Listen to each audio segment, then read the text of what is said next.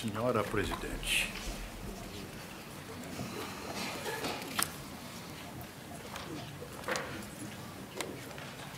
Parece que foi expedido o relatório, então, se os eminentes ministros têm o relatório em mão, eu vou me dispensar da leitura, pelo menos das transcrições, para a gente ganhar tempo. A denúncia atribui aos denunciados as seguintes condutas típicas. Conforme consta dos autos, o primeiro denunciado, Cássio Taniguchi, exerce o cargo de prefeito do município de Curitiba, Paraná, reeleito para a gestão 2001-2004. Nesta qualidade, no decorrer dos exercícios de 97 e 2001, em doloso conluio com alguns de seus auxiliares, secretários, diretores, presidentes, servidores, o primeiro denunciado, Cássio, com a deliberada intenção de burlar a lei de licitações para favorecer a entidade privada, celebrou contratos e aditivos dissimulados em convênios e autorizou diretores a celebrá-los para prestação de serviço com a Fundacem, Fundação Instituto Tecnológico Industrial, instituição privada do município de Araucária, carregando-lhe vultuosos recursos públicos sem prévia licitação e sem o devido processo de dispensa na maioria dos casos. Obrigatório nos casos adiante expostos, concorreu dolosamente para a consumação e ilegalidade o denunciado Simval Zaidan Lobato Machado, conselheiro da Fundacem, beneficiando-a da indevida dispensa na celebração dos contratos e convênios. Os serviços prestados pela Fundacem em favor do município de Curitiba resultaram de assinaturas de termos de convênios, contratos e aditivos que foram firmados pelos denunciados, prefeito, diretores, presidentes da administração e o conselheiro da Fundacem, os quais em nenhum momento precederam o devido processo licitatório. O que seria necessário, haja vista, não se adequarem em casos de dispensas características de contrato de prestação de serviços contínuos e regulares, elevadas somas de recursos, etc., etc. Consciente que a situação não se amodava à hipótese do convênio, com vontade de evitar o processo licitatório, o denunciado Taniguchi firmou esse termo, intencionado em burlar a lei de licitações, simulando o contrato por convênio, tratando-se, em verdade, de prestação de serviço mediante pagamento contra prestação em dinheiro e não mútua colaboração, com objeto vago, amplo, indefinido, assim, obrando para autorizar despesas, pagamentos mensais de recursos sem qualificação, sem licitação sequer, formalizando o processo de dispensa.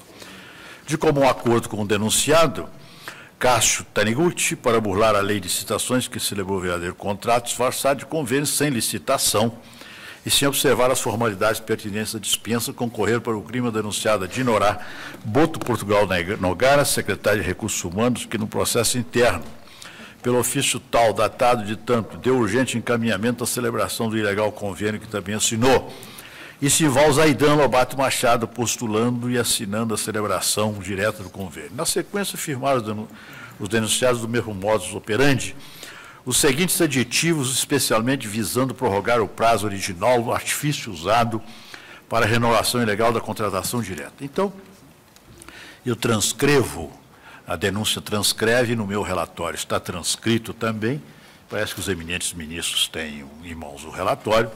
Eu vou apenas citar os títulos. Termo aditivo ao convênio firmado entre o município de Curitiba e a Fundacem, datado de 28 de 5 de 97.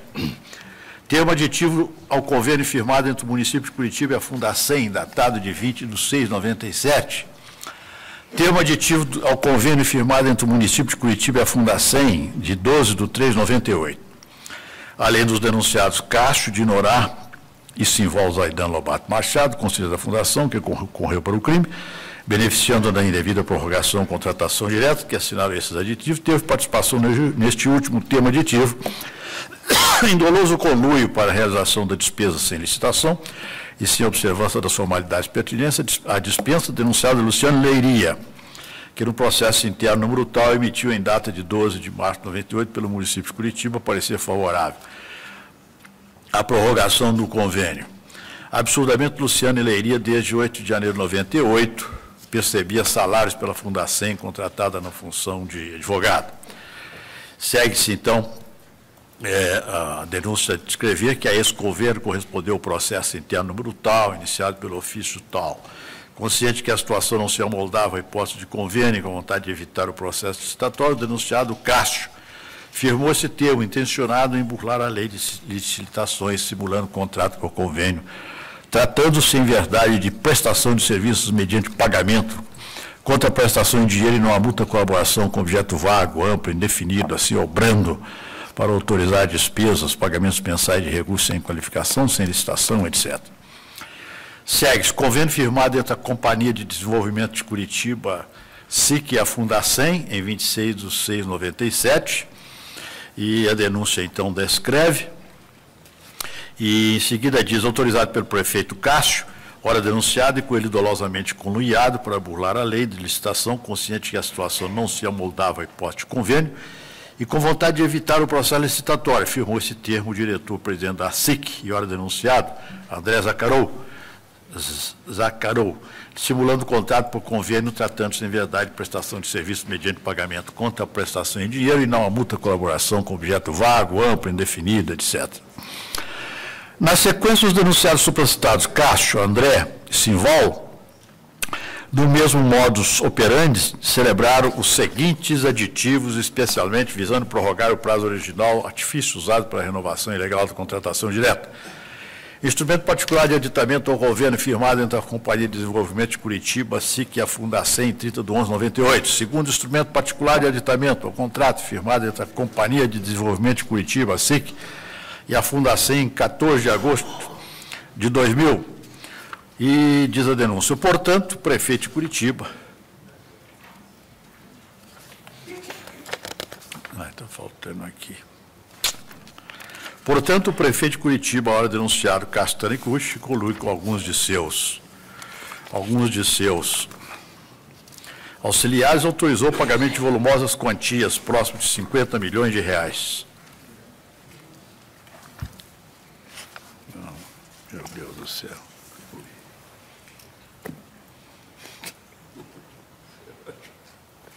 Cadê o próximo?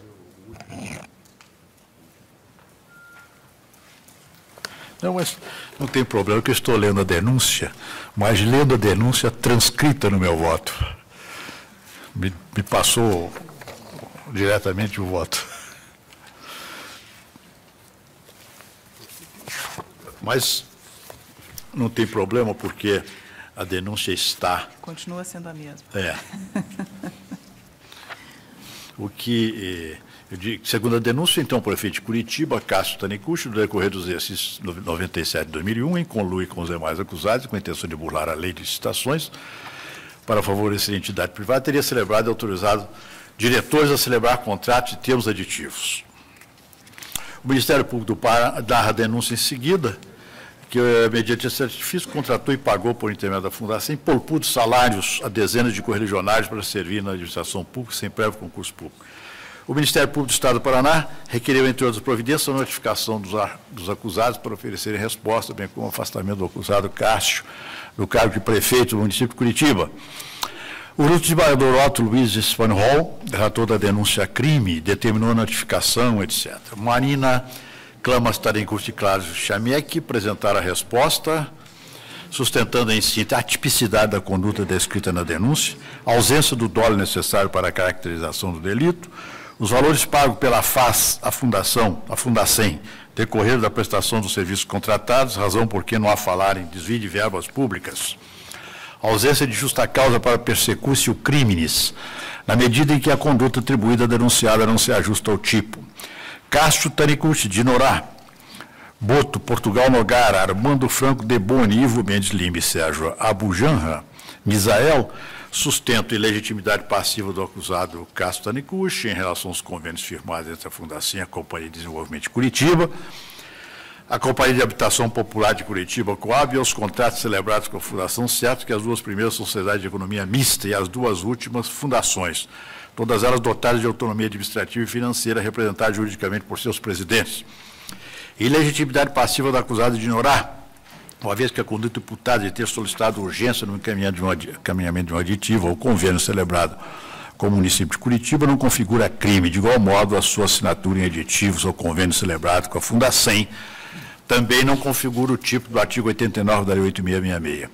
a tipicidade das condutas atribuídas aos denunciados, tendo em vista que o procedimento licitatório, no caso, não era obrigatório, a ausência do dolo necessário para a caracterização do delito do artigo 89, caput da Lei 8666, inexistência do crime tipificado nos incisos 2 e 12 do artigo 1º do Decreto-Lei 201, ausência de justa causa para ação penal, legalidade das condutas dos denunciados à celebração dos convênios. Em resposta às folhas, Margarita Elizabeth Pericá Sansoni, então presidente da FAS, alega que não praticou qualquer ilícito, argumento que o contrato celebrado com a Fundação está amparado no artigo 24.13 da Lei 8666, tendo inclusive recebido parecer favorável da consultoria. Luciene Leiria Taniguchi, na resposta de folha, sustenta falta de justa causa para ação penal, a tipicidade da conduta e relevância da conduta da denunciada para fins de extensão do prazo do convênio, ausência do dolo necessário para a caracterização do delito do artigo 89, caput, Lei 8666.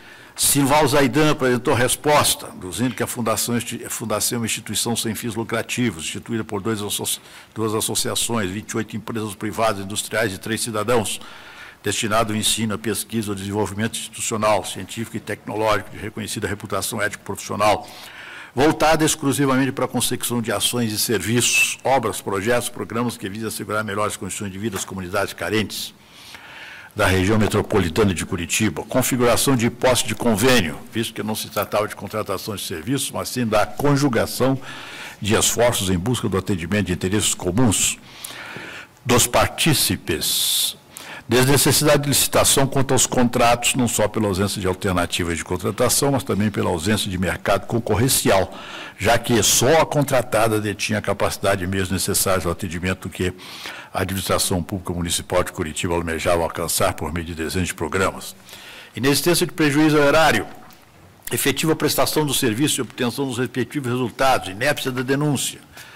O senhor André Sacarou, deputado federal, na resposta, sustenta a tipicidade das condutas atribuídas ao denunciado, a ausência do dolo necessário para a caracterização do delito do artigo 89, da Lei 8666, falta de justa causa, tendo em vista a ausência de um suporte probatório mínimo da culpabilidade do denunciado, inépcia da denúncia, em razão da imprecisão das imputações formuladas. Os autos foram remetidos a esta Corte em razão da eleição do acusado André Zacarou ao cargo de deputado federal. O Ministério Público Federal ratificou a manifestação do Ministério Público do Estado do Paraná e manifestou-se pelo recebimento da denúncia.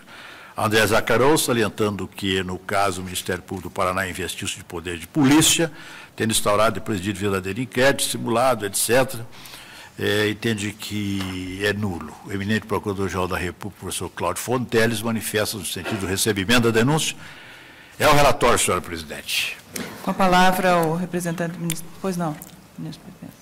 Eu indago, ante esse último tópico da defesa, relativo a ter sido inquérito promovido pelo Ministério Público, se devemos prosseguir no julgamento do inquérito ou aguardar a ação direta pendente de julgamento. É que há uma outra questão que prejudicaria. Sim. Você acha irrelevante? Acho. Passo a palavra, portanto, ao representante do Ministério Público Federal, professor Cláudio Fonteles. Senhor presidente, senhor ministro relator, senhores ministros, advogados, embora o relator diga que há uma outra relação que prejudicaria, mas eu vou fazer a sustentação com base no problema que o André Zacarou, foi exatamente como disse pelo eminente relator, levantou esse tema, que é prejudicial. Temos que não há atribuição, rui tudo. Então, faço a sustentação exclusivamente no enfocar o tema que pende realmente de apreciação de ADIM nesta Corte. Digo eu, toda a questão está em marcar-se a compreensão do sistema acusatório. É inequívoco que a Constituição brasileira, no seu artigo 129, inciso 1, consagrou o sistema acusatório. Agora, isso significa que a polícia é o único órgão legitimado a investigar? Outros órgãos podem fazê-lo? A instituição Ministério Público divorcia-se da tarefa investigatória? Esse é o grande tema. O alcance do sistema acusatório no nosso sistema constitucional. Eminente advogado, saudoso, brilhante, Evaristo Moraes Filho, entende que somente o órgão policial pode investigar. E funda-se essencialmente no artigo 144, parágrafos 1º e 4º da Constituição da República. Eu entendo que o 144, parágrafos 1º e 4º, não tem este alcance pretendido pelo saudoso Evaristo Moraes Filho. Por quê? Porque esses artigos significam, sem dúvida, estabelecer órgãos, o significado deles é esse, na administração pública, que por procedimento próprio deles, o inquérito policial da polícia, e é exclusivo, e é o delegado que preside, ninguém discute isso, ninguém põe em dúvida isso, dedica-se a apurar infrações penais. Mas esse texto constitucional, em nenhuma passagem, a Constituição, no que reflete sobre esse tema, em nenhuma passagem privatizou no serviço policial a tarefa investigatória.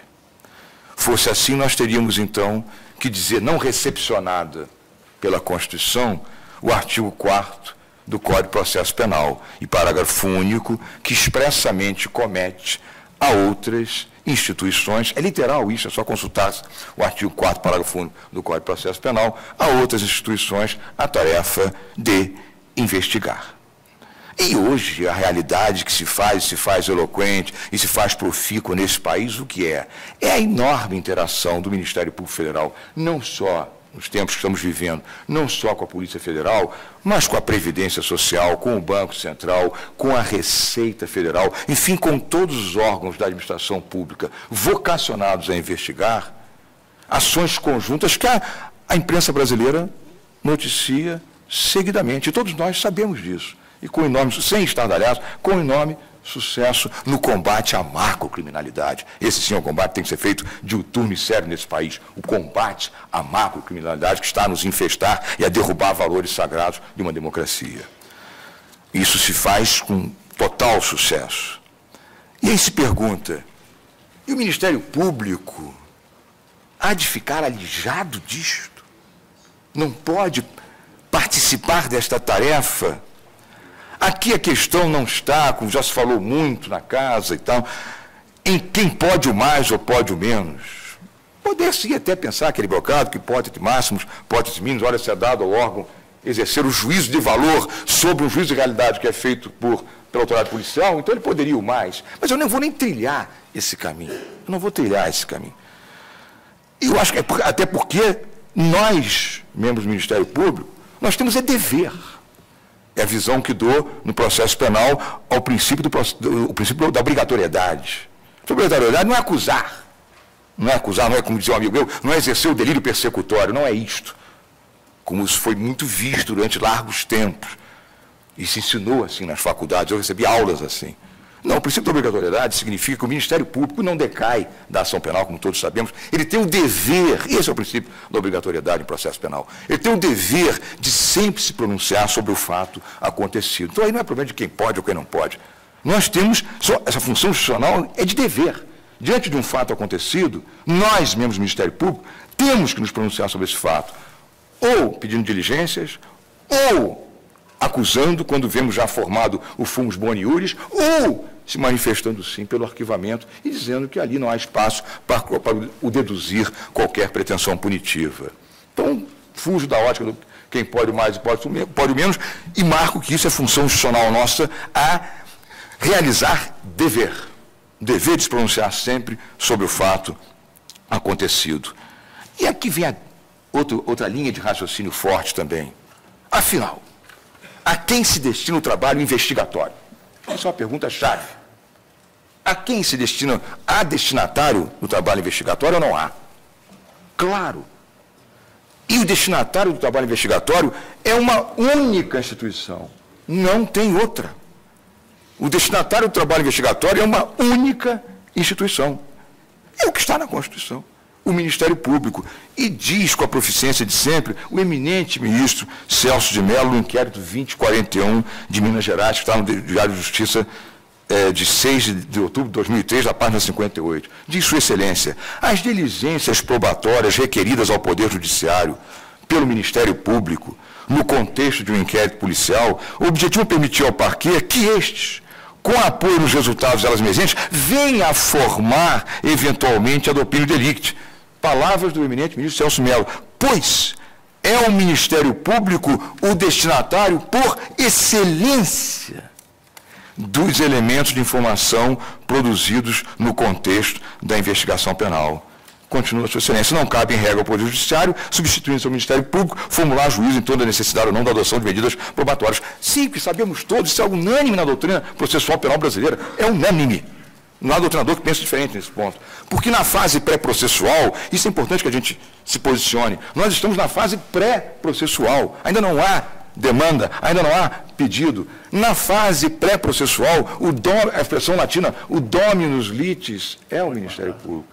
Essa é o magistério corretíssimo do eminente ministro Celso de Mello, traduzido nesse julgado. Então, todo o trabalho investigatório, tudo que se investiga, conflui necessariamente e exclusivamente para o Ministério Público. Aí faço a pergunta, então lógica. Ora, se o destinatário natural da investigação, destinatário natural e único da investigação criminal é o Ministério Público, como impedi-lo de atuar em etapa necessariamente precedente, senhores ministros, senhora presidente, etapa necessariamente precedente ao que se lhe destina. Seria como impedir, digo eu até, o magistrado na instância de conhecimento e reduzi-lo a um passivo espectador no decorrer do iter processual. E não é assim, sabemos todos, até no processo penal, em relação ao magistrado, também surge pela reconstrução histórica, e aí no magnífico estudo do professor Xavier Albuquerque, claro, o processo é uma realidade única, mas há um belíssimo estudo do professor Xavier Albuquerque sobre o conceito de mérito no processo penal, que ele deu, me parece, a cátedra de doutor, em processo penal, sobre a distinção que ele faz entre o processo penal e o processo civil, em que o processo penal busca a reconstrução histórica do que acontecido. E por isso o magistrado... Como? Estudos Nelson Grego, exato. E por isso, essa reconstrução histórica, o magistrado tem, na sua diretriz no processo penal, o princípio da busca da verdade real, pelo qual ele também participa. E ele é que julgará. Levarmos ao absurdo esse raciocínio, temos que impedir o magistrado de atuar também ex officio na relação processual. Digo, coartar o Ministério Público em certas situações, nós não queremos substituir, vamos acabar com isso. Algumas tolices que eu ouço na imprensa aí, de que nós queremos substituir a polícia, acabar com a polícia, que barbaridade. Ninguém quer isso. O trabalho hoje, realmente, desse procurador-geral, nesses 2 anos já estão a findar, é um trabalho de união dessas instâncias todas, e não de separação. A gente só cresce na unidade, nunca na separação. Não é? Mas não se quer nunca extinguir o trabalho policial, que jamais será extinto. Não se quer acabar com o inquérito policial, que jamais há de acabar. Não se quer tirar o delegado de polícia da presidência do inquérito policial, que a presidência é dele mesmo, e sim. Agora, digo eu, mas coartar o Ministério Público em certas situações, que não é todo dia, óbvio, são situações excepcionais, de investigar ou de dar continuidade por si à investigação que lhe foi encaminhada, data máxima vênia, não tem nenhuma base jurídica. E, claro, permanece sempre no Poder Judiciário, nas suas várias instâncias, inclusive nesta Corte, mas há de permanecer sempre no Poder Judiciário o controle das situações também dentro do momento pré-processual. Mais uma vez, o ministro Celso de Mello, porque o investigado nem por isso deixa de ser sujeito de direitos. E se nós exorbitamos, muito bem, que sejamos controlados pelo Poder Judiciário, mas não nos impeçam de exercer essa missão, que estará sempre sob o controle do Poder Judiciário, desta Corte, na ação penal ordinária, nas demais cortes, nas ações penais ordinárias que lhe cabem, e na primeira instância, que é a instância natural para essas questões. Há um outro raciocínio ainda, a meu juízo, extremamente redutor, para compreender-se dentro da literalidade. Ora, a Constituição, quando fala da presença do Ministério Público no investigar, ela só lhe dá o inquérito civil público. Digo eu, que especialmente na defesa da ordem jurídica, artigo 127 caput, a Constituição, a instituição do Ministério Público, estabeleceu-lhe não só a função civil, funções criminais, e a primeira delas, inclusive, que é o 129, inciso 1. Cíveis, 129, 3, e constitucionais, 129, 4. De sorte que se invalida o raciocínio da autora por menosprezar essa eloquente realidade, essa realidade redutora, não é, que se quer colocar nessa linha do viés de que se falou em inquérito civil público, não se falou em inquérito ou investigação criminal pelo Ministério Público, então não se pode extrair o que o doutor Fontelli está querendo extrair aqui agora. Data máxima vênia, eu não vejo assim. Com efeito, o raciocínio redutor deita raízes também no compreender literalmente a atribuição constitucional e concluir, ora, se o inciso 1 do artigo 129 não fez alusão à investigação criminal, faz só a titularidade da ação penal, e monopolisticamente falando, é da atribuição exclusiva do Ministério Público o ajuizamento da persecução pública, como fez o inciso 3º do mesmo artigo 129, a inquérito civil público, então o Ministério Público não pode investigar. Data máxima vênia, respeitando sempre quem pensa divergentemente, mas assim parece estar obscurecida a interpretação teleológica que procurei nessa sustentação traçar em linha de coerência. Digo mais, com efeito, a Lei 7347 de 85, que criou a ação civil pública, diz da legitimação de pessoas jurídicas outras, que não o Ministério Público, ao ajuizamento da ação civil pública. Agora, esta lei, 7347, nada diz sobre se a essas pessoas atribuir-se inquérito civil público. Então, nós íamos concluir, data máxima vênia, absurdamente, que só o Ministério Público pode fazer inquérito civil público, que está na Constituição. Agora, as outras demais pessoas jurídicas que estão legitimadas à população civil pública não podem fazer inquérito civil público porque não está na lei. Esses são os caminhos perigosos da interpretação gramatical. Então, senhora presidente, eminente relator, senhores ministros, nesta questão que é prejudicial, eu manifesto por ser afastada o desejo do acusado André Zaccarou, que expressamente levantou isso no final, a folhas 4594. Quanto aos termos da denúncia, o eminente relator Carlos Veloso já disse que o Dr. Geraldo Brindeiro, meu antecessor, aos 30 de abril de 2003, ratificara os termos da denúncia. Eu me limito aqui, enfim, não sei como vai se dar, mas, enfim, a ratificar os termos na sua essencialidade. É a manifestação do Ministério Público. Palavra pelos indiciados Cássio Taniguchi, Marina Clamas Taniguchi, doutor Renato Cardoso de Almeida Andrade. Com a palavra, Sua Excelência. Senhora ministra, presidente desta colenda sessão, eminentes ministros, senhor ministro relator, senhor procurador-geral, senhor secretário, senhores ministros, em nome de Cássio Taniguchi, ex-prefeito da cidade de Curitiba, e sua mulher, Marina Clamas Taniguchi, a defesa sustenta, de forma absolutamente clara, a atipicidade da conduta. Mas eu peço vênia aos eminentes ministros, em face da preliminar, sustentada pelo eminente procurador-geral, de fazer uma brevíssima digressão a respeito desta investigação. Porque esta investigação, senhores ministros, é um exemplo acadêmico, didático, de como o Ministério Público, despido da função de investigador, conduz as provas a seu bel prazer. Esta denúncia, senhores ministros, nasceu através de uma carta anônima, recepcionada como verdade absoluta pelo Ministério Público do Estado do Paraná. E os 30 e poucos volumes que compõem esta ação penal originária, que chegou a esta casa em função da eleição de um dos acusados para exercer o cargo eletivo de deputado federal, só foi conduzida pelo Ministério Público do Estado do Paraná, colhendo os elementos que interessavam não ao destinatário de uma investigação, senhor procurador Data Vênia, porque este advogado, respeitosamente, entende que o destinatário de uma investigação é a sociedade, e não o Ministério Público, que deve agir como representante desta sociedade no momento que oferece uma denúncia ou pede a rejeição de uma acusação que não tem base jurídica, como é o caso dos autos. Portanto, pode sim o Ministério Público, e aqui esse defensor concorda plenamente com o senhor Procurador-Geral, pode sim e deve o Ministério Público requerer diligências em um inquérito policial.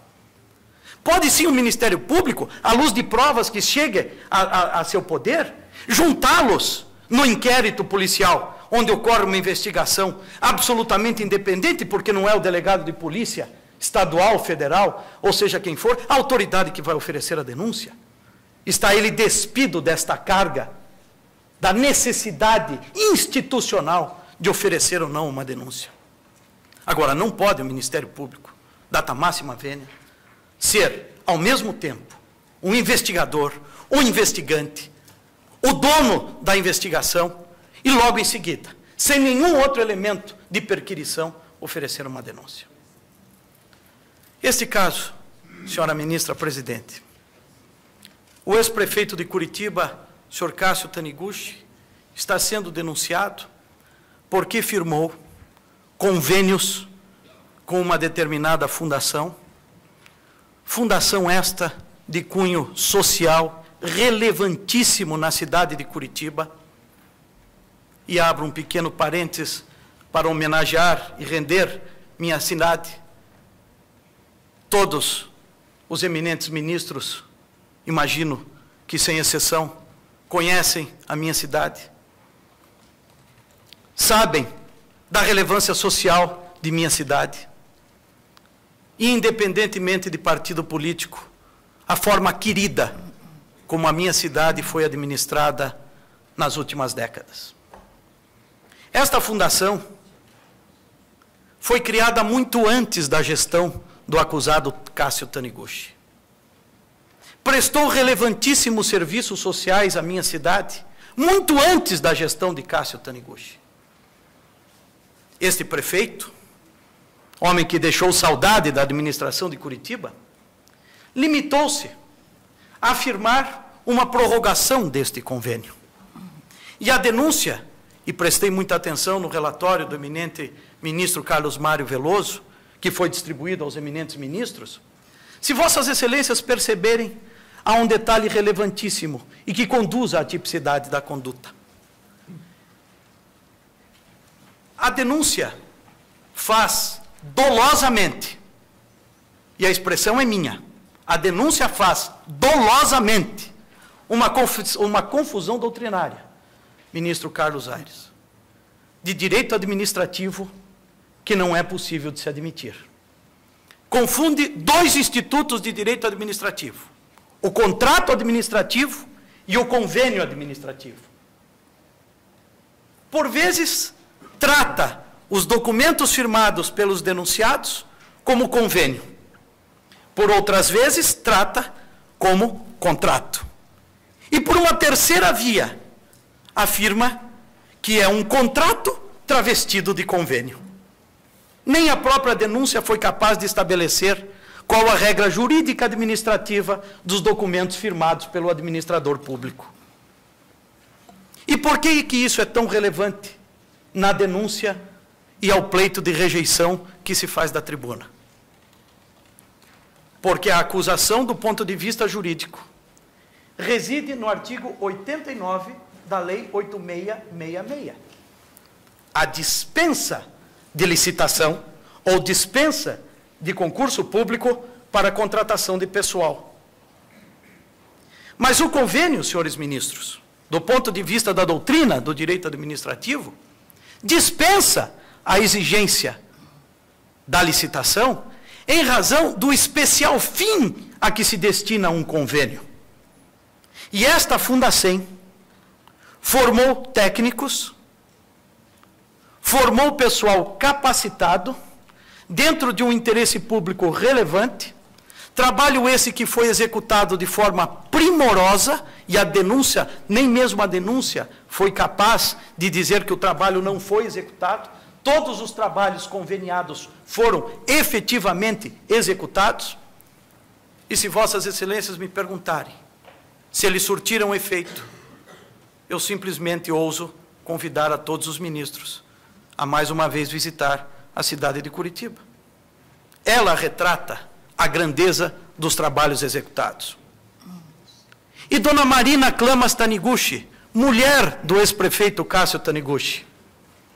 Dona Marina está sendo denunciada porque também firmou, como presidente da Fundação de Assistência Social de Curitiba, firmou um dos convênios para a formação, senhores ministros, de pessoas desafortunadas, de pessoas sem formação cultural alguma, que exercem em Curitiba, até hoje, funções relevantes, como a separação do lixo, como capinar os terrenos baldios da cidade.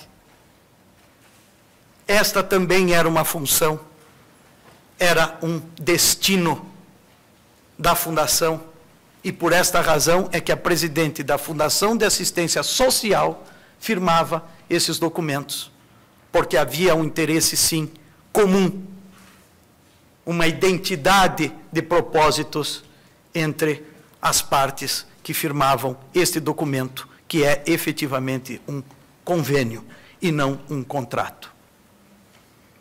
Sendo convênio, eminentes ministros, respeitosamente, a defesa entende dispensável a existência de licitação em qualquer uma de suas modalidades, na forma expressa do artigo 24 da Lei 8666. Por esta razão, é que, respeitosamente, e não obstante os 30 e poucos volumes dos autos, que, aliás, é bom que se diga, estão formados exclusivamente pelos convênios e pela prova da prestação dos serviços conveniados, é que aguarda-se a rejeição da denúncia pela manifesta atipicidade da conduta imputada aos acusados Cássio Taniguchi e da senhora Marina Klamas Taniguchi. Esse é o pedido da defesa, Excelência. Obrigada, Vossa Excelência. Com a palavra, pelo indiciado André Zakharov, o doutor João Ricardo Cunha de Almeida. Excelentíssima senhora ministra-presidente, na pessoa de quem peço vênia para saudar todos os integrantes dessa excelsa corte, excelentíssimo senhor doutor Cláudio Fonteles, a quem tive a honra de atentamente ouvir o seu pronunciamento, não sem antes lamentar que, infelizmente, nós estamos à frente de um caso concreto, onde especial atenção merecemos destacar a própria investigação formulada pelo Ministério Público do Estado do Paraná. Investigação que imputou ao meu constituinte a prática do delito prescrito no artigo 89 da Lei de Licitações, como anteriormente asseverado. No entanto, ele, como então presidente da Companhia de Desenvolvimento de Curitiba, a SIC, celebrou um convênio com a Fundação Instituto Tecnológico Industrial. E, de carona, foi guindada a condição de réu nesse processo. Mas a investigação do Ministério Público foi tão primorosa que chegou a atribuir-lhe a conduta de 3 fatos típicos, mas uma mera leitura dos contratos é possível verificar que ele participou de apenas 2. Essa investigação, tal como formulada, tem que ser questionada. Independentemente do Ministério Público, isso será decidido por esta Corte, ter poderes para tal, é necessário que, quando faça e como fez, esteja afeto estritamente às questões de fato. E digo isso por quê? Porque nesses 32 volumes não existe uma prova sequer de que houvesse um conluio entre as partes para simplesmente burlar a lei de licitações. Isso surgiu aonde? Infelizmente, na narrativa contida na denúncia formulada pelo Ministério Público. Não é sem razão que estamos questionando, neste caso específico, a ausência de competência de investigação. Não é sem razão que estamos questionando os excessos cometidos nessa denúncia. As questões de fato estão aí às escâncaras. Nós estamos frente a um tipo penal misto alternativo, ou seja, o artigo 89 estabelece na sua primeira modalidade a conduta prevista a dispensar, de natureza comissiva. A inexigência, logo a seguir, será sempre omissiva. E a terceira modalidade, igualmente omissiva, deixar de observar as formalidades exclusivas da dispensa ou a inexigibilidade de licitação. Acontece que a denúncia, nesse aspecto, ela baseia-se simplesmente em ilações. Ilações que o Ministério Público não se desincumbiu de, em momento oportuno, estabelecer qualquer nexo de condição de procedibilidade dessa ação. Por isso estamos sustentando a ausência de justa causa a autorizar a rejeição da presente denúncia, o que afirmo com devido respeito a esta Corte.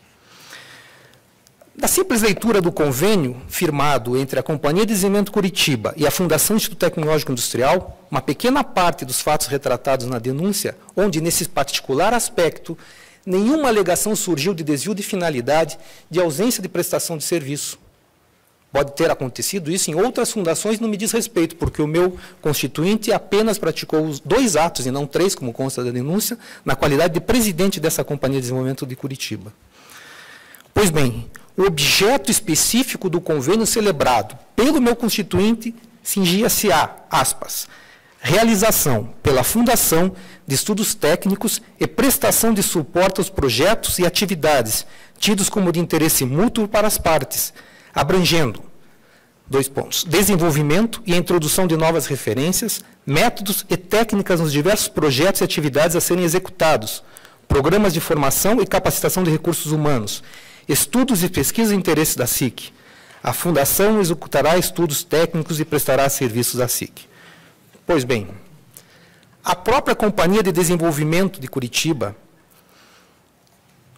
isso o Ministério Público parece não ter prestado a devida atenção, tinha como seu pressuposto promover o desenvolvimento das atividades econômicas, tecnológicas, turísticas, integrado com a região metropolitana, priorizando a harmonização da atividade produtiva com a preservação do meio ambiente para aumento de renda e redução das desigualdades sociais. Pois bem, o objeto do convênio é um objeto lícito. A função da SIC, como seu objeto social, é um objeto lícito. A Fundacem, por sua vez, também estava autorizada a prestar tais serviços. Mas um detalhe igualmente passou a desapercebido do Ministério Público nessa investigação. O próprio Ministério Público do Estado do Paraná, através do seu Centro de Apoio Operacional das Promotorias de Justiça das Fundações, em 11 de julho de 2000, logo em seguida aos alegados convênios, simplesmente atestou, ao tratar da Fundação, a Fundação mantém convênios de prestação de serviços com instituições públicas e privadas. Aí ele relata as pessoas jurídicas, nesse caso uma sociedade de economia mista, a Companhia de Desenvolvimento de Curitiba, e ao final o próprio Ministério Público estabeleceu, salientamos que os mesmos encontram-se revestidos de todas as formalidades pertinentes e respaldados pelo Estatuto Social da Fundação Instituto Tecnológico Industrial, no que se refere às suas finalidades, preceituado em seu artigo 1º. Infelizmente, senhores ministros, algumas vezes na vida os advogados também têm condições de se insurgir e de se indignar com alguns fatos. Esse é um caso específico. Ou nós temos 2 ministérios públicos. O Paraná, infelizmente, está com 2 posicionamentos totalmente antagônicos nesse caso. Seus convênios celebrados pela promotoria que fiscalizava as fundações, por si só eram tidos como regulares, como pode, do dia para a noite, estabelecer uma tentativa de imputação de um ardil entre prefeito, entre presidentes de uma companhia de economia mista, uma fundação sem fins lucrativos? Lamentavelmente, a tudo isso soma-se uma verdade irrefutável. Não existe condição, a menor condição, de uma denúncia ser erigida onde não se ficou sequer comprovada qualquer indício de dolo por parte do deputado federal André Zakharov. A denúncia sequer aponta, no caso específico da Companhia de Desenvolvimento da cidade de Curitiba, qualquer irregularidade. O que dessume-se é que, infelizmente, num processo com uma tentativa de imputar fatos, talvez até à mídia, foi ele guindado a essa condição, numa denúncia data vênia, despida de justa causa a aparelhar uma ação penal. Por essas razões, eminentes ministros, a defesa de André Zakharov clama pela rejeição da denúncia. Obrigado. Retorna a palavra ao relator. Senhor presidente, bom, eu começo transcrevendo toda a denúncia que eu estava a ler quando percebi que não era o relatório. Então, de maneira que fica a leitura. E digo assim: em primeiro lugar, passo o exame dos delitos atribuídos ao senhor André Zakharov, deputado federal que tem prerrogativa de foro. A denúncia imputa ao parlamentar, que à época era diretor-presidente da Companhia de Desenvolvimento de Curitiba, a conduta de haver firmado termo de convênio e 2 aditamentos com a Fundacem, Fundação Instituto Tecnológico Industrial, sem observância do procedimento licitatório, que seria imprescindível no caso. Afirma a denúncia que a situação não se amoldava à hipótese de convênio, tratando-se, na verdade, de prestação de serviços mediante pagamento com objeto vago, amplo e indefinido.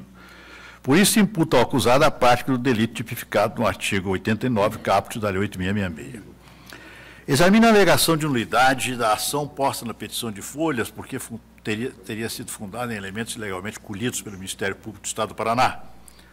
Segundo o acusado, o Ministério Público do Paraná investiu-se de poder de polícia, tendo instaurado e presidido verdadeiro inquérito, dissimulando sob a denominação de procedimento administrativo, com o único intuito de arrecadar pretensas provas para o oferecimento da denúncia em face de diversos cidadãos, dentre os quais vários servidores públicos. Acrescenta que o Ministério Público não se limitou a registrar diligências investigatórias ou pedidos de informações, tendo, em verdadeiro abuso de atribuições, instaurado a investigação com a deliberada intenção de promover a posterior ação penal. Não acolho o alegado. Tenho sustentado que não cabe ao Ministério Público realizar diretamente investigações penais, mas requisitá-las à autoridade policial competente. Constituição Federal 144, parágrafo 1º e 4º.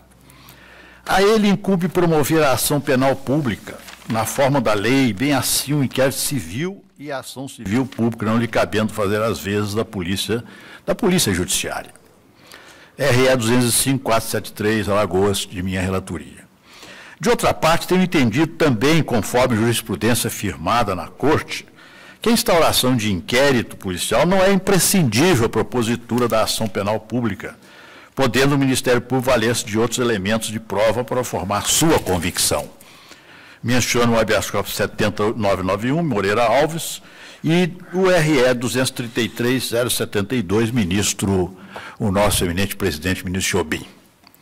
Certo é que, na hipótese, o Ministério Público do Estado do Paraná não realizou diretamente todas as investigações, mesmo porque encaminhou à autoridade policial a denúncia anônima recebida. Oportunidade em que formalmente requereu a abertura de inquérito, folhas 37. Ademais, consta dos autos, folhas 119, 130, 120, 349, 350, que o Ministério Público, no curso do inquérito, registrou várias diligências à referida autoridade.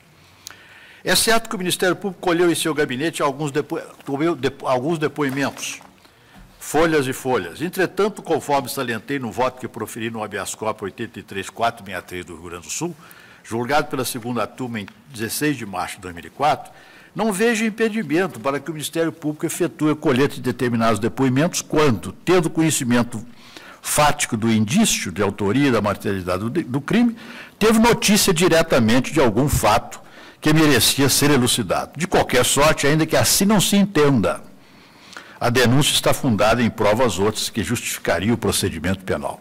E aqui, no caso, há uma questão específica, que aqui é caso de inquérito civil, problema de dano ao erário. Sorte que, com estas considerações, eu rejeito esta arguição e passo o exame da imputação do crime de dispensa irregular de licitação. Vamos destacar. Ministro, o senhor quer falar? Adiantadamente? Não vou receber. Ouvi de início que tudo teria se originado em um documento apócrifo, em uma carta anônima. Procede?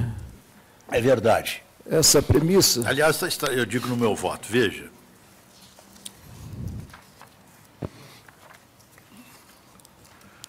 Aliás, fica assim, Eu vou adiantando, presidente, o pensamento a respeito para depois chegar à problemática da investigação pelo Ministério Público, se for o caso. Nós vivemos em um Estado democrático de direito E, no caso, a Carta da República, ela só prevê o sigilo quanto à atividade profissional, quando ele é inerente à própria atividade profissional desenvolvida.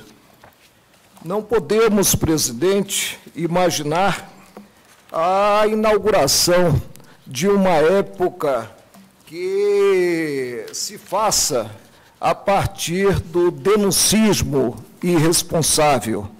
Não podemos imaginar uma verdadeira época de terror em que, a partir de uma postura condenável, se chegue à persecução criminal. Se formos a diplomas, nós vamos ver que eles glosam em si a carta anônima. Temos a Lei 8.112, relativa aos servidores públicos, a repudiar a denúncia anônima. Temos a Lei de Improbidade em idêntico sentido. Temos em si resolução desta Corte relativa à ouvidoria, que coloca no lixo, e a expressão exata deve ser veiculada, cartas anônimas, cartas em que aquele que denuncia não exerce em si um direito inerente à cidadania, deixando de assumir responsabilidade que possa até mesmo, em um passo seguinte, improcedente à imputação de crime, desaguar na denúncia caluniosa. É a situação concreta. Se chegar à declaração de não configuração de crime, quem responderá pela imputação? O Ministério Público?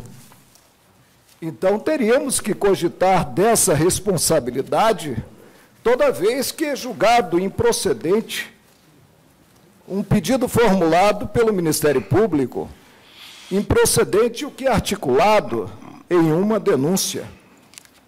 A meu ver, peca esse processo pelo nascimento em si, no que esse nascimento decorreu, repito, de um ato que deve ser excomungado, ou seja, de uma denúncia anônima.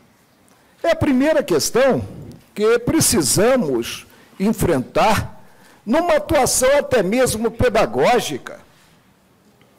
Outro dia, perante a turma, numa discussão a respeito da matéria, formou-se maioria na colocação em plano secundário da denúncia anônima, uma denúncia anônima formalizada contra 2 magistrados, um de primeira instância e um de segunda instância.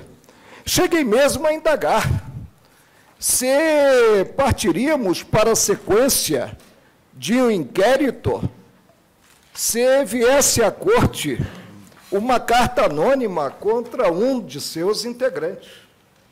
E a resposta, para mim, é desesperadamente negativa.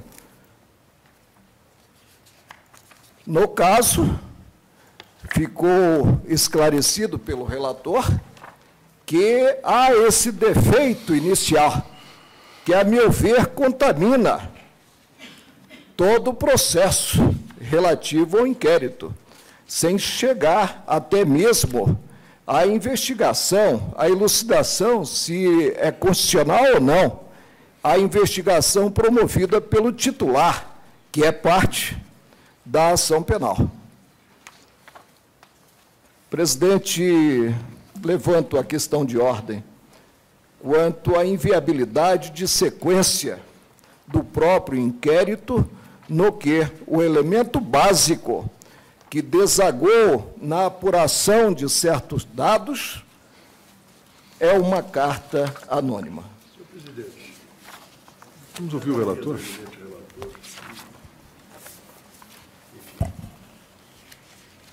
A essencialidade do ponto no caso concreto, porque eu pedi vista na turma de um habeas corpus em que se discute esse problema. Está em suspensão. É, porque... Como é que... eu tenho que examinar o caso. Qual é a situação, senhor relator? Vossa Excelência, como é que é a indagação? Excelência, que esclarecimento, ministro, pertence? Bem, o eminente ministro Marco Aurélio bota como prejudicial absoluta. Na turma. Na turma ainda não houve conclusão. Nesse processo, eu assumi posição diferente da do eminente ministro Marco Aurélio. Assim, no processo da primeira turma. Isso, eu entendi que pode haver uma investigação a partir de uma denúncia anônima. Não pode haver uma denúncia exclusivamente baseada numa notícia crimes sem autoria. Mas, como ponto de partida, a cidadania pode se manifestar, sim, anonimamente. Colaborando. Me preocupa levar os princípios habilíssimos às últimas consequências. Isso, Um telefonema anônimo comunicando tenha deixado que há Que é um sequestro. um cadáver, O que é um sequestro? ou que há um sequestro, Um em sequestro determinado de cano momento. local. Quer dizer, vai impedir, não fala abertura formal de inquérito, não. Sim, É uma ação da polícia. É um início de Ministro, investigação. materialidade é uma coisa. Agora, imputação é algo diverso.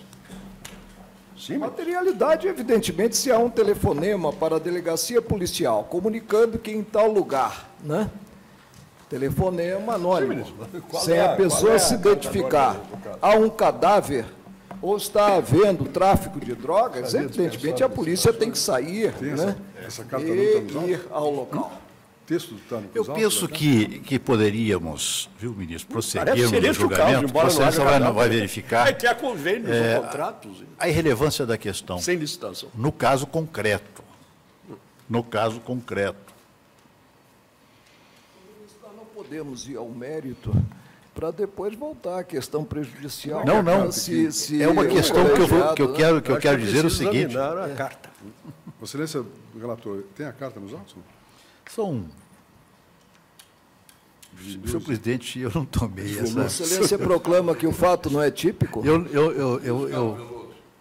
permite uma observação, sem querer antecipar, o que me parece claro, e Vossa Excelência já o disse, é que o caso não é de inquérito criminal, é de inquérito civil.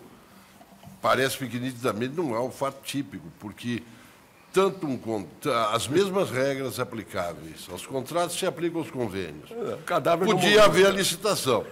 Agora, o que me parece que consubstancia a razão da denúncia é que se celebrou um contrato guarda-chuva, que era utilizado para se pagar alguns funcionários. Mas isso não é o delito típico do artigo 89. Não é. Então, parece claro que não se trata de um ilícito penal, mas sim de um ilícito administrativo. É por esse motivo que justificaria o inquérito civil público. Que eu gostaria de Então, o que é que nós prosseguir. estamos fazendo aqui no Supremo Tribunal Federal com este processo? Vamos retificar, Um vamos procedimento retificar a autuação e investigatório baixar a primeira a instância. respeito de um fato típico baseado num documento ilícito que não deveria gerar nenhuma consequência jurídica. Ministros, eu me lembro que o tribunal, logo no início, lembra-se daquele problema dos frutos da árvore proibida, em que havia uma escuta telefônica ilícita e o tribunal entendeu corretamente que a prova ilícita contaminava as demais provas.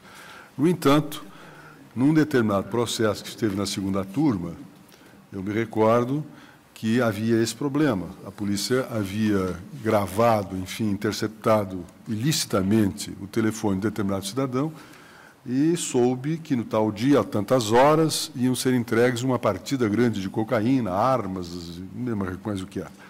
E a polícia, com base naquela escuta telefônica ilícita, fez lá um flagrante e encontrou 200 ou 20 quilos de cocaína, tantas AR-15, etc.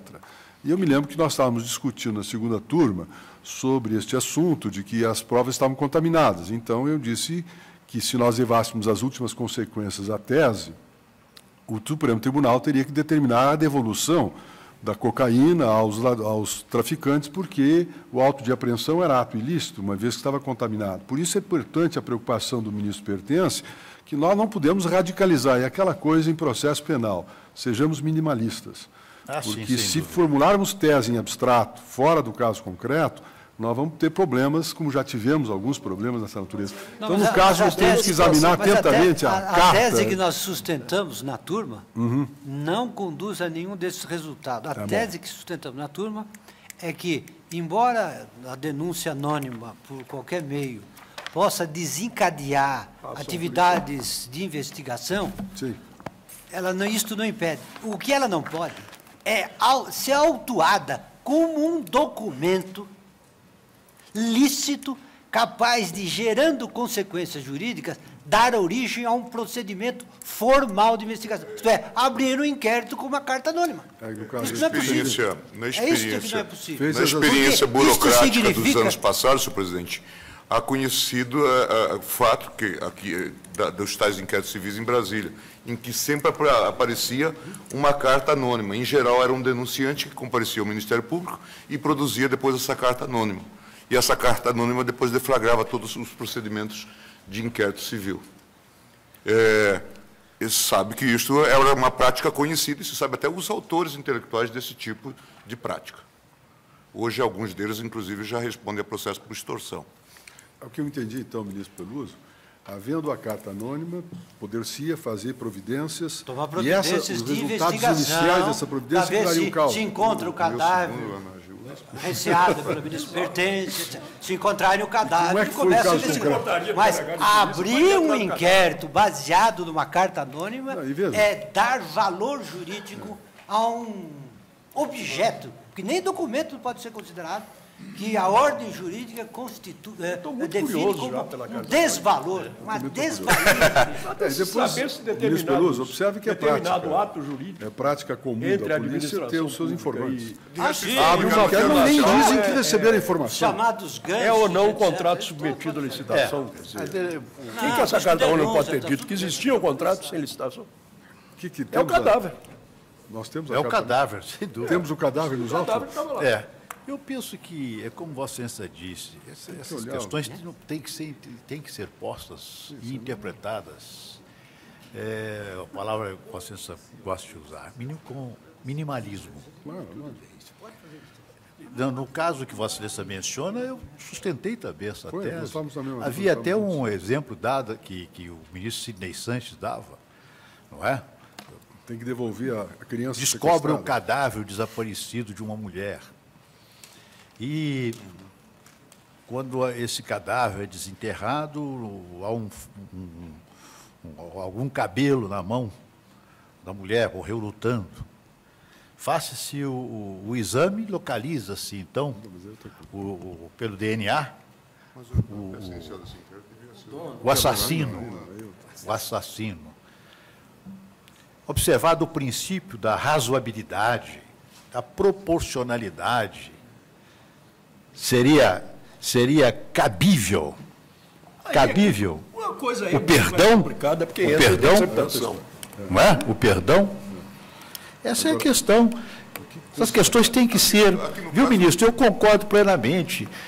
Fui relator aqui no caso da denúncia anônima que se faz ou melhor, do anonimato lá no Tribunal de Contas. O tribunal me acompanhou por unanimidade. Mas não para... Perfeito, tem horror a anonimato, quer dizer, quem age sob a capa do anonimato é, primeiro que tudo, antes de tudo, um covarde.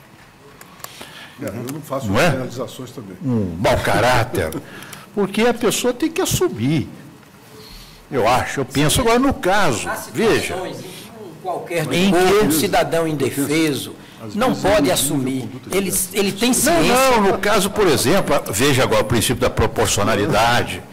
Agora, eu acho é cabível a denúncia anônima aos favelados, é pedido que faça a denúncia contra os narcotraficantes, que vai ser guardado, vai ser tratado com sigilo. Perfeito, observado o princípio da proporcionalidade. Caso, correto. Mas a questão me parece que está colocada de uma maneira um tanto quanto quer dizer, eu não conheço os autos, não, mas de uma maneira um tanto subvertida, porque se houve esse inquérito, a rigor, falando que há um ato publicado no Diário Oficial, na verdade é este o ato Esse é o cadáver. quer dizer, não é isso? Quer É o dizer, cadáver. O que o ministro Peluso está sustentando é que o que não pode é dizer que está abrindo um inquérito com base nessa. Agora, se tem uma informação em administração ou alguém quer investigar um fato que está no Diário Oficial, quer dizer... Perfeito. Eu acho que a grande preocupação do tribunal é fixar o princípio do qual não se extrai nenhuma consequência perigosa para os resultados de investigações de ordem criminal e de ordem civil, é não permitir que uma denúncia anônima possa ser... Ganhe forma e figura de juízo. De figura de juízo para dar início a uma investigação parece, de caráter formal. Eu concordo com esse entendimento. No caso, Perfeito, ministro Peluso. Perfeito. A minha curiosidade, porque dado o caso, a materialidade seriam contratos. Que se dizem, que se discute, são contratos ou convênios. Não é a denúncia anônima que vai esclarecer essa dúvida. Cujo resumo é de publicação... A fase da denúncia anônima está Cujo resumo é de publicação obrigatória no Diário Oficial. Sem dúvida. Porque... Mas o motivo para não ter havido denúncia anônima, se está publicado no Diário Oficial, era só dizer, olha, conforme a publicação no Diário tal... Quero saber agora o que ocorreu com esse contrato. O que ocorreu, a polícia que investigue se há ou não há... Isso. É claro, senão proclama a irresponsabilidade total, civil e penal. Ninguém responde por nada. Não pode intimar o sujeito com base na carta anônima. Sim. Isso não. Você matou para prestar informações sobre carta anônima. Explica o que está aqui. Carta anônima é um documento que o soldado desconhecido recebeu. Vossa Excelência. Eu entendo que se o documento inicial, né, foi uma carta anônima, nós temos o prejuízo de tudo mais que foi levantado a partir dessa carta anônima. Ministro Eros Grau. Presidente, eu vou ficar com... Perdão, Vossa Excelência. O relator. Eu já deixei também expresso meu pensamento.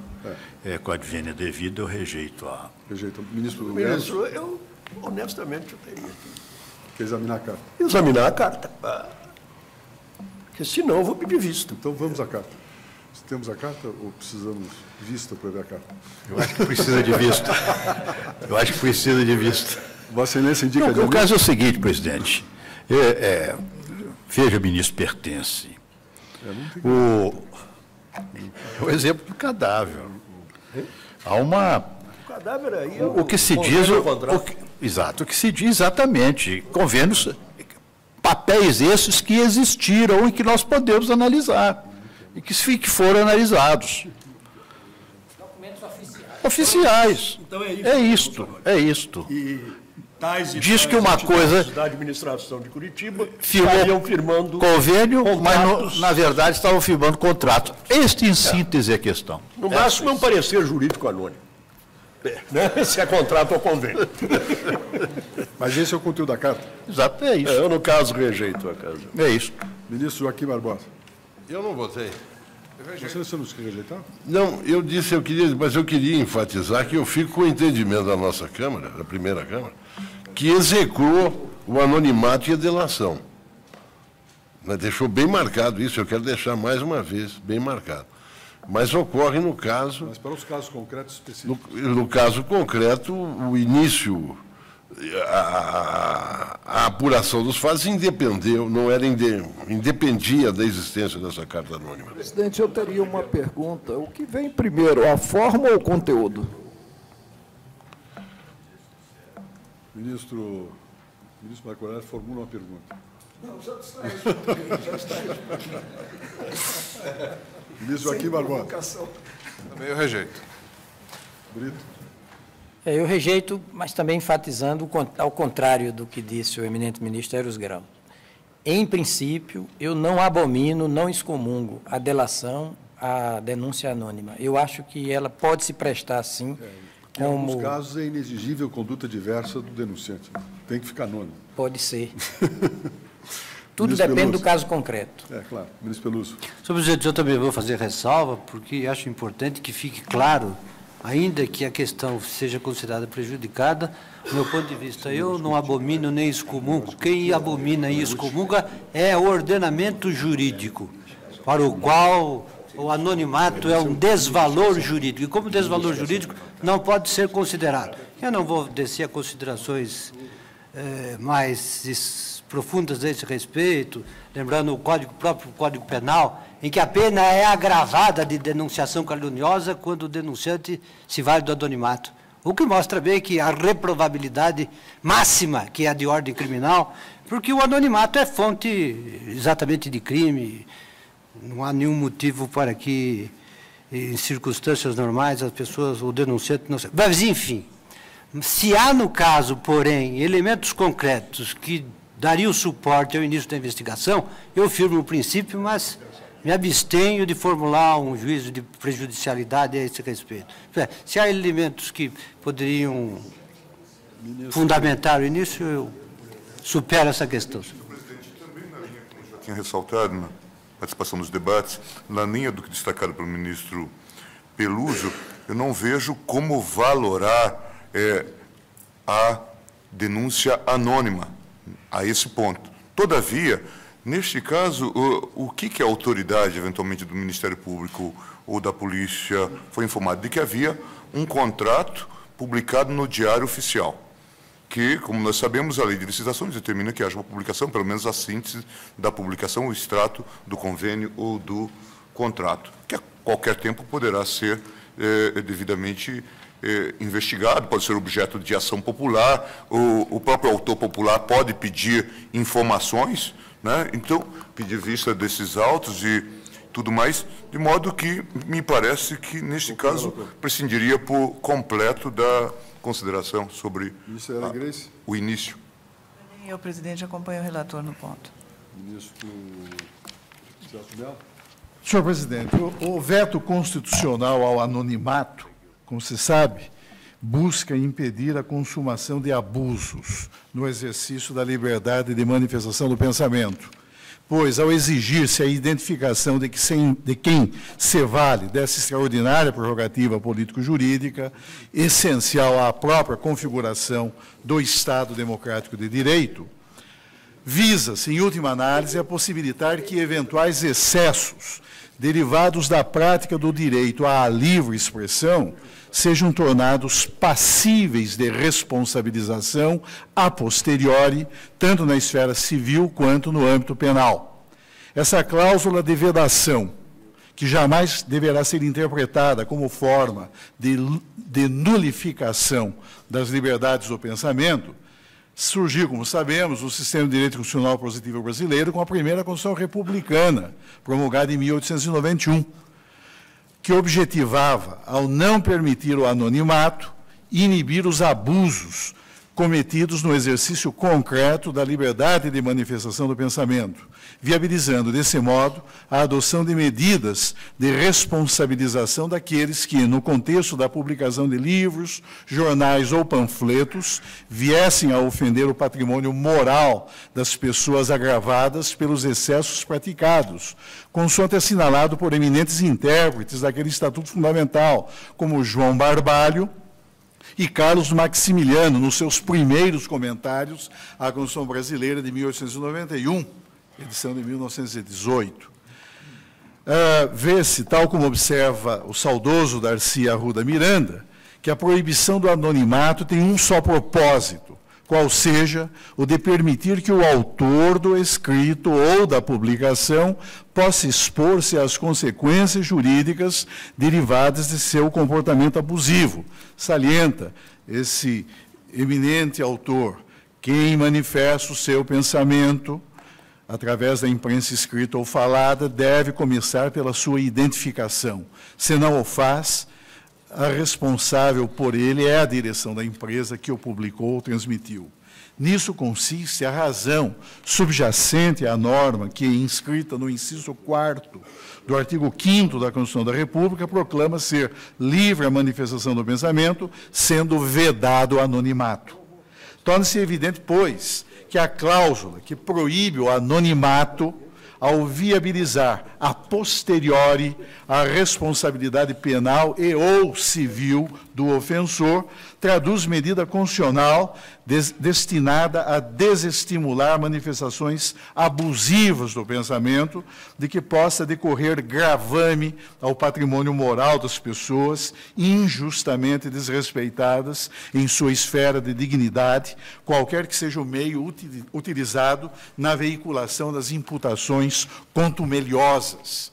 Esse entendimento é perfilhado por eminentes autores que comentam a vigente Constituição do Brasil, entre os quais o saudoso professor Celso Ribeiro Bastos e o eminente professor Ives Gandra Martins, aqui presente, cujas lições enfatizam que a proibição do anonimato, por tornar necessário o conhecimento da autoria do pensamento exteriorizado ou da comunicação feita, visa fazer efetiva, a posteriori, a responsabilidade penal e ou civil daquele que abusivamente exerceu a liberdade de expressão.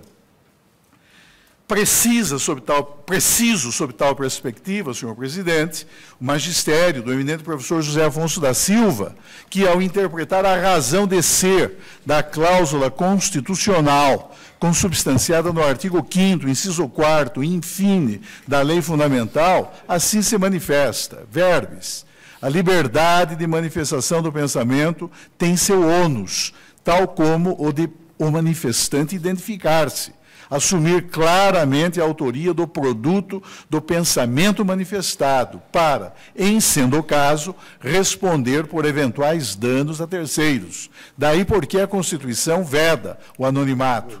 A manifestação do pensamento, não raro, atinge situações jurídicas de outras pessoas, a que corre o direito, também fundamental e individual, de resposta. O artigo 5º, inciso 5º, o consigna nos termos seguintes: é assegurado o direito de resposta proporcional ao agravo, além da indenização por dano material, moral ou à imagem. Esse direito de resposta, como visto antes, é também uma garantia de eficácia do direito à privacidade. Esse é um tipo de conflito que se verifica com bastante frequência no exercício da liberdade de informação e de comunicação. A presente questão, ora em exame por esta Corte, discute precisamente a cláusula que veda em nosso direito o anonimato, em ordem a inviabilizar, até mesmo com base constitucional, a formulação de delações anônimas. É inquestionável, senhor presidente, que a delação anônima pode fazer instaurar, como ordinariamente o faz, situações de tensão dialética entre valores essenciais, igualmente protegidos pelo ordenamento constitucional, dando causa ao surgimento de verdadeiro estado de colisão de direitos, caracterizado pelo confronto de liberdades, muitas vezes revestidas de idêntica estatura jurídica, a reclamar solução que tal seja o contexto em que se delineie, torne possível conferir, em cada caso ocorrente, primazia a uma das prerrogativas básicas em relação de antagonismo com determinado interesse fundado em cláusula inscrita na própria Constituição. O caso exposto na questão de ordem suscitada pelo eminente ministro Marco Aurélio pode traduzir a ocorrência na espécie de situação de conflituosidade entre direitos básicos titularizados por sujeitos diversos. De um lado, os denunciados em questão, e, de outro lado, a própria coletividade. Há, de um lado, senhor presidente, a norma constitucional que, ao vedar o anonimato, artigo 5º, inciso 4º da Constituição, o objetivo é fazer preservar, no processo de livre expressão do pensamento, a incolumidade dos direitos da personalidade, como a honra, a vida privada, a imagem e a intimidade, buscando inibir, desse modo, delações anônimas abusivas. Mas existem, de outro, senhor presidente, certos postulados básicos, igualmente consagrados pelo texto da Constituição, vocacionados a conferir real efetividade à exigência de que os comportamentos individuais no âmbito da coletividade se ajustem à lei e se mostrem compatíveis com padrões éticos, jurídicos, que decorrem do próprio sistema de valores que a nossa Constituição consagra. Entendo, senhor presidente, que a superação dos antagonismos existentes entre princípios constitucionais há de resultar da utilização pelo Supremo Tribunal Federal de critérios que lhe permitam ponderar e avaliar hic et nunc em cada caso ocorrente, em função de determinado contexto e sob uma perspectiva axiológica concreta, qual deva ser o direito a preponderar no caso, considerada a situação de conflito ocorrente, desde que a utilização do método da ponderação de bens e interesses não importe em esvaziamento do conteúdo essencial dos direitos fundamentais, tal como adverte o magistério da doutrina que eu aqui refiro. Isso significa, senhor presidente, em um contexto de liberdades em conflito, que a colisão dele resultante há de ser equacionada, utilizando-se esta corte do método que é apropriado e racional da ponderação de bens e valores, de tal forma que a existência de interesse público na revelação e no esclarecimento da verdade em torno de supostas ilicitudes penais e ou administrativas que teriam sido praticadas por alguém, bastaria, por si só, para atribuir a denúncia anônima condição viabilizadora da ação estatal.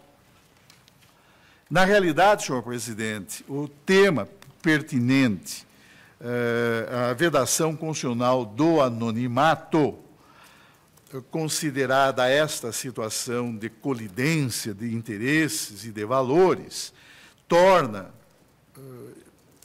imperioso, para efeito de superar-se a situação de antagonismo existente, torna imperioso apurar comportamentos eventualmente lesivos ao interesse público.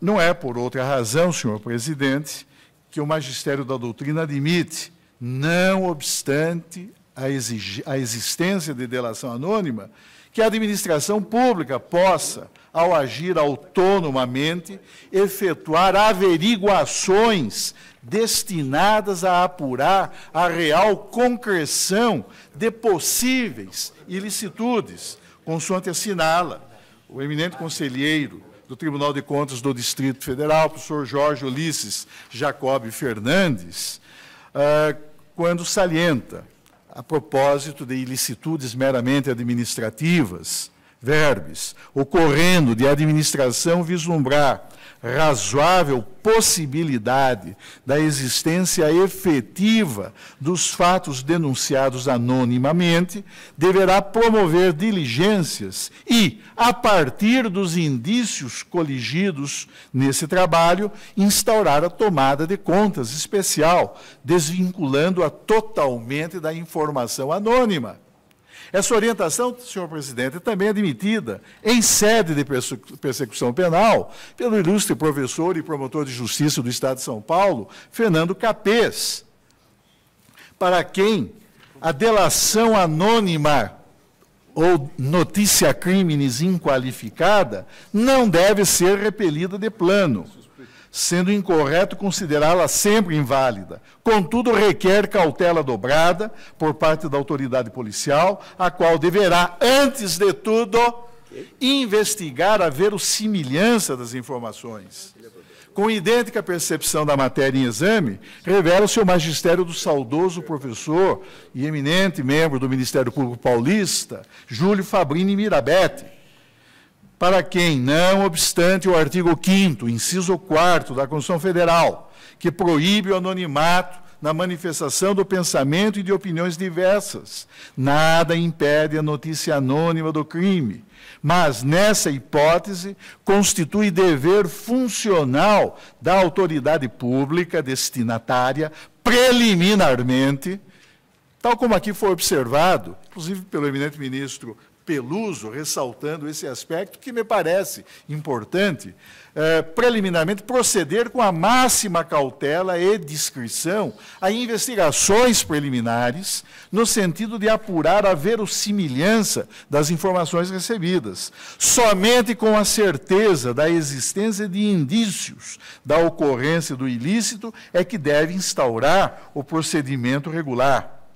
Esse entendimento, por sua vez, senhor presidente, é também acolhido pelo saudoso e eminente ministro desta Suprema Corte, Nelson Hungria, cuja análise do tema, realizado sob a égide da Constituição Republicana de 1946, que também expressamente não permitia o anonimato em seu artigo 141, parágrafo 5º, à semelhança do que hoje se registra com a vigente lei fundamental, enfatiza, salienta a Hungria, a imprescindibilidade de investigação quando existente delação anônima, desde que fundada em fatos verossímeis.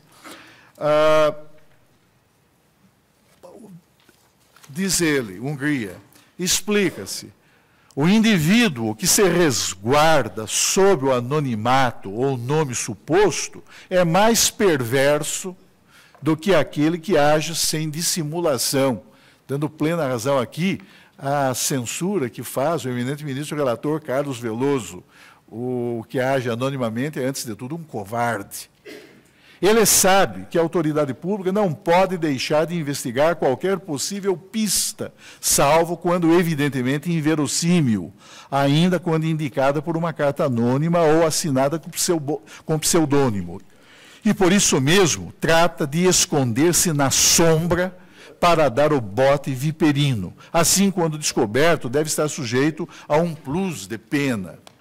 Pronuncia-se em igual sentido também, senhor presidente, o saudoso professor José Frederico Marques, cujo magistério, não obstante a vedação constitucional do anonimato, vigente quando da publicação de sua obra, coloca em relevo a impossibilidade de a autoridade pública ignorar a comunicação, ainda que de origem não identificada, contanto que essa notícia veicule de modo idôneo a suposta ocorrência de atos revestidos de ilicitude.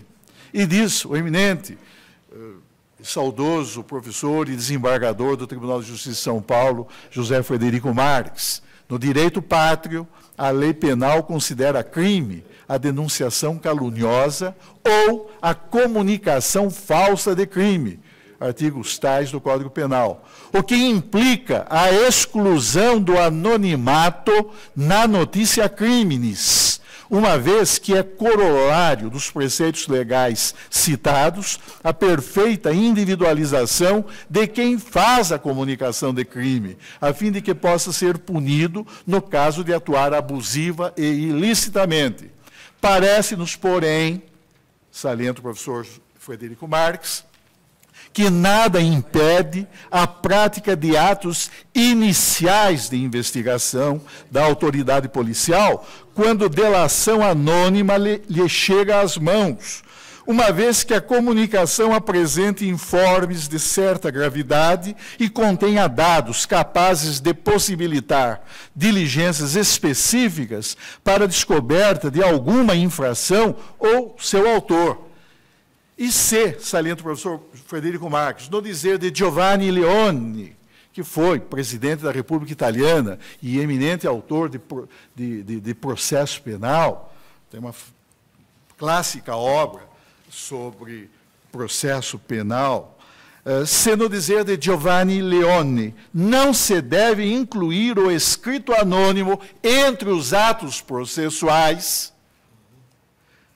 não servindo ele de base à ação penal, e tampouco como fonte de conhecimento do juiz, nada impede, diz o eminente professor Leone, que em determinadas hipóteses a autoridade policial, com prudência e discrição, dele se sirva para pesquisas prévias. E conclui o professor Frederico Marques, depois dessa referência ao magistério de Giovanni Leone. Cumpre-lhe, porém, assumir a responsabilidade da abertura das investigações, como se o escrito anônimo não existisse, tudo se passando como se tivesse havido notícia criminis inqualificada. Essa mesma posição é igualmente perfilhada por Guilherme de Souza Nucci, ilustre magistrado paulista, em seu Código de Processo Penal comentado, pelo eminente professor Damásio Evangelista de Jesus, cumprindo rememorar ainda, por valiosa, a lição do eminente professor Rogério Lauria Tucci, em obra monográfica, versando o tema da persecução penal, da prisão e da liberdade. São essas as palavras do eminente professor Rogério Lauria Tucci a respeito da questão. Não deve haver qualquer dúvida, de resto, sobre que a notícia do crime possa ser transmitida anonimamente à autoridade pública. Constitui dever funcional da autoridade pública, no entanto, destinatária da notícia do crime, especialmente a policial, proceder com máxima cautela e discrição a uma investigação preambular no sentido de apurar a verossimilhança da informação, instaurando o inquérito somente em caso de verificação positiva. Portanto, não abrindo, desde logo, o inquérito policial a partir da delação anônima, instaurando formalmente. E isto como se a sua cognição fosse espontânea, ou seja, como quando se trate de notícia criminis direta ou inqualificada. Menciono aqui também, senhor presidente, alguns acórdons do Egrégio Superior Tribunal de Justiça, no sentido de que se revela possível a instauração de investigações penais ou administrativas em torno de fatos veiculados mediante delação anônima, desde que o Estado, ao agir em função dessa comunicação não identificada, atue com cautela em ordem a evitar a consumação de situações que possam ferir injustamente direitos de terceiros ou até mesmo das próprias pessoas objeto desta delação anônima. No caso, senhor presidente, considerados os dados fornecidos pelo eminente ministro relator Carlos Veloso, no sentido de que a delação anônima motivou, ela sim, a instauração por parte do Ministério Público de diligências destinadas a confirmar o conteúdo, portanto, a ação do Ministério Público não se formalizou e muito menos a denúncia penal foi oferecida em função da comunicação não identificada. Então, entendo, senhor presidente, que nesse contexto, presente esse contexto, nada impedia que o Estado, atuando por intermédio do Ministério Público, provocado por denúncia, por delação anônima, viesse a adotar, como efetivamente adotou, medidas necessárias à investigação em torno da autoria e da materialidade dos fatos reputados delituosos, em ordem a viabilizar, para efeito de ulterior instauração do pertinente procedimento judicial, o esclarecimento de supostas práticas delituosas, esclarecimento a ser efetuado. Aqui, repito as palavras de Giovanni Leone, com prudência e discrição. Por isso, senhor presidente, nesses termos, eu peço vênia para acompanhar no ponto o voto do eminente ministro relator, e, em consequência, reconhecer legítima a instauração desta investigação penal. Ministro Veloso, pertence? Ministro pertence? Já votou. Ministro Veloso. Não, eu não votei. Não votou, perdão. Senhor presidente, quero deixar claro em 3 palavras. Primeiro, não vejo que a sede do problema seja o artigo 5º, número 4, que trata de liberdade de expressão do pensamento. Não obstante, não tenho nenhuma dúvida de que nem como prova, nem mesmo como elemento de informação de persecução penal, a delação anônima possa ter qualquer valia. E isto em função de outros princípios constitucionais do processo. Por outro lado, também reafirmo que a delação anônima não isenta a autoridade que a tenha em mãos dos cuidados para apurar a sua verossimilhança ou a sua veracidade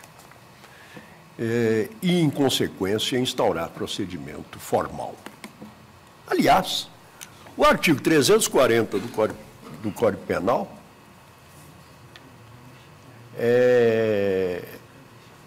me fortalece essa convicção. Se é causa especial de aumento de pena no crime de denunciação caluniosa o ter-se valido o delator do anonimato, é que a delação anônima pode sim dar margem à instauração de procedimento investigativo. O que ela não é prova, nem sequer informação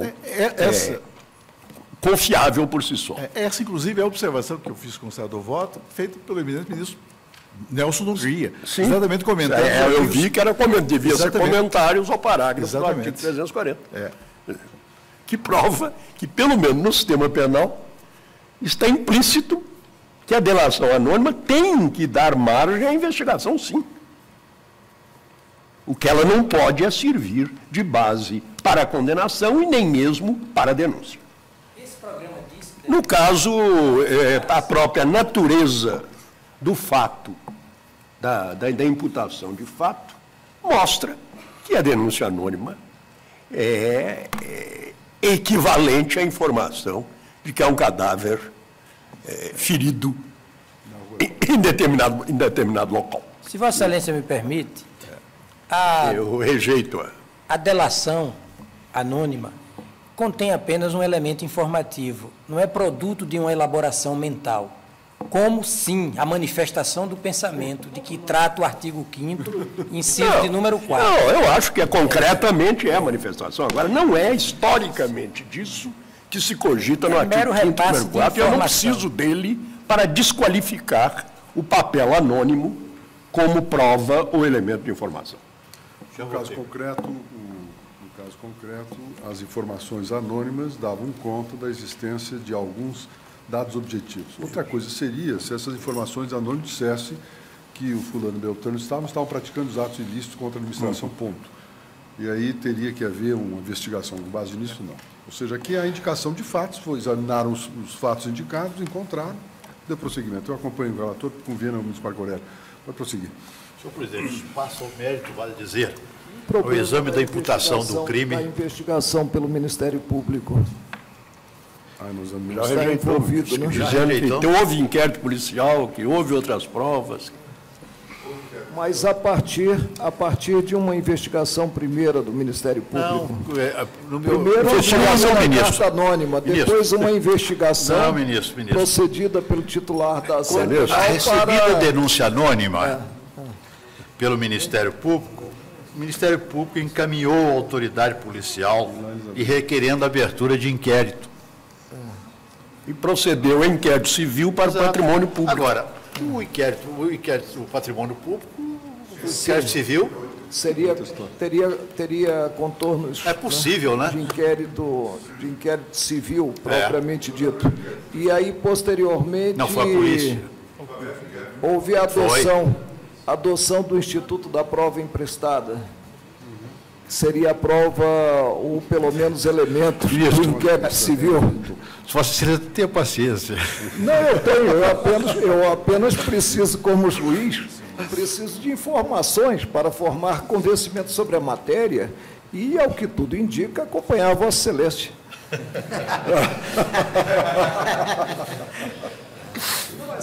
Nessa parte, sim, porque Vossa Excelência acaba de esclarecer que, diante da carta anônima, né, da denúncia, requereu ao Ministério Público a instauração do inquérito, que, na visão do leigo, não é a minha, não é um inquérito ministerial, é um inquérito policial. Policial. Né? Não é? Parece que as sustentações, tanto do procurador-geral quanto dos advogados, estão fora de foco. E aí, paralelamente, o que houve foi, no âmbito do Ministério Público, o inquérito visando colher elementos para a propositura da ação civil pública. E a carta, no artigo 129, reserva ao Ministério Público, aqui sim, nesse campo, a promoção do inquérito. Ministro Marco Aurélio, o inquérito ministerial é uma linguagem muito ajustada às posições eclesiásticas do nosso procurador. Depois que eu me defrontei com um acórdão turmário, né, tudo é possível. E a sentença varal? Sentença varal. Sentença varal. Acórdão turmário. Então, passa ao exame do mérito, vale dizer, ao exame da imputação do crime de dispensa irregular de licitação. Esta é a denúncia. Assim dispõe o artigo 89, caput da Lei 8666,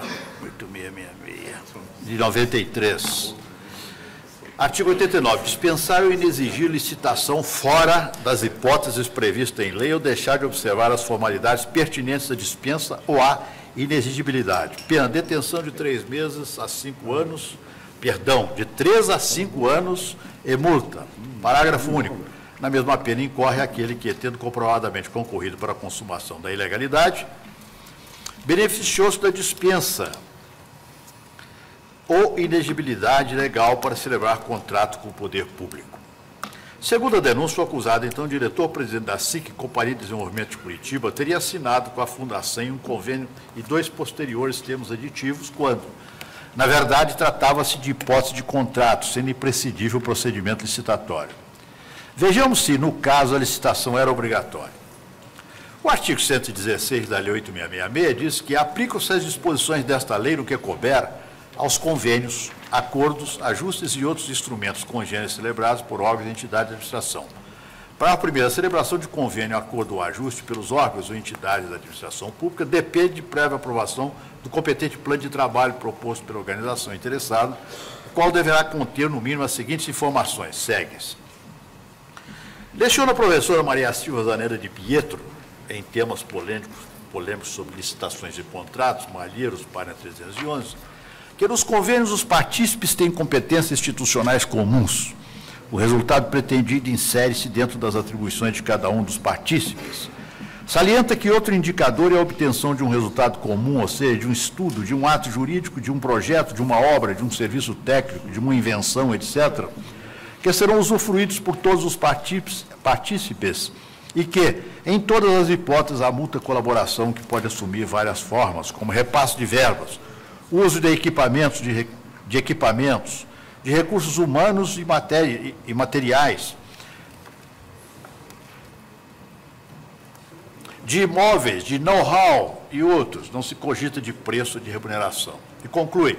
Os contratos abrangidos pela Lei 8666 são necessariamente precedidos de licitação com as ressalvas legais. No convênio não se cogita de licitação, pois não há viabilidade de competição quando se trata de mútua colaboração. Está no termo de convênio celebrado entre a Companhia de Desenvolvimento de Curitiba, SIC, e a Fundação Instituto Tecnológico Industrial Fundacem. Então, senhor presidente, eu transcrevo para documentar esses termos, transcrevo todos eles. Parece que eu vou dispensar a leitura, mesmo porque é longa, várias cláusulas. Diz logo o que é. E digo, estabelece, por sua vez, o artigo 4º do Estatuto Social da Companhia de Desenvolvimento de Curitiba. A sociedade tem como objetivos, também transcrevo para documentar esses objetivos em em 2 laudas. E o Estatuto Social da Fundacem dispõe no seu artigo 1º, folhas 247 e 253. Também transcrevo para documentar e digo, assim posta a matéria, estou em que, no caso, a licitação é dispensável. É que, como se vê dos estatutos linhas atrás reproduzidos, a Companhia de Desenvolvimento de Curitiba, SIC, e a Fundacem possuem objetivos institucionais comuns. E, no caso, além de um ajuste firmado, tratar de mútua colaboração, está de acordo com as características das partes, com a finalidade de cunho social almejada, não havendo contraposição de interesses, nem preço estipulado, o que, sem dúvida, configura hipótese de convênio. Saliente-se a propósito que a legalidade do convênio foi reconhecida pelo próprio Ministério Público do Estado do Paraná, em auditoria realizada na Fundacem, na qual foram aprovadas as contas da Fundação, folhas 4.429 até 4.433. Transcrevo também para documentar, senhor presidente. E, não for assim, convém registrar que o ajuste foi celebrado com instituição a que se refere ao artigo 24, inciso 13, da Lei 8.666, em que a licitação é dispensável. Dispõe mencionar dispositivo. Transcrevo.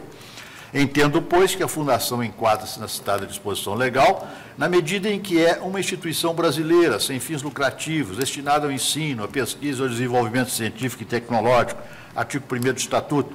De outra parte, o documento de folhas 569 e 594, volume 4, os documentos atestam a sua reputação, cumprindo destacar que a referida instituição foi declarada de utilidade pública federal pelo Ministério da Justiça. Posta a questão nestes termos, rejeito a denúncia, melhor será dizer absolvo. Penso. Não é verdade, ministro? Pertence. Absolve, que é mérito, né? Né? Exato, a denúncia. Que procedência a denúncia? É caso de absolvição, a lei. Não é? Absolvo. Todos de acordo? Agora, tem outra questão. O cadáver estava vivo. E eu estou absolvendo. Depois de toda a discussão sobre a como os outros estão denunciados por prestarem ajuda, Sim, claro. Todos então a todos estou absolvendo. Tá ok. É assim que concluo meu voto. Todos de acordo? Acordo. O tribunal, por maioria, rejeitou a questão de ordem suscitada pelo ministro Marco Aurélio relativa à carta anônima, vencido o próprio ministro, e rejeitou, por unanimidade, absolveu todos os indiciados nos termos do voto do relator. Está suspensa a sessão.